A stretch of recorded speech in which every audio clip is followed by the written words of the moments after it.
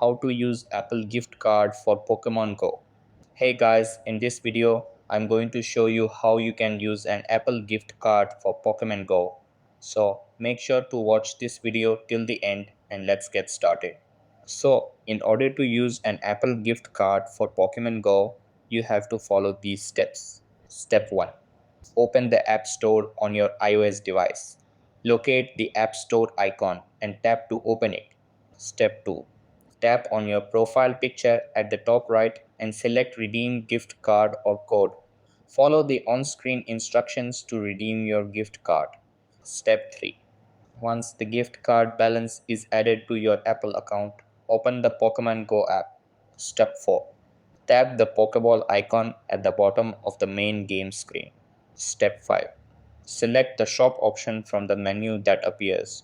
You should now be able to use your Apple gift card balance to make in-app purchases in Pokemon Go, such as Pokecoins.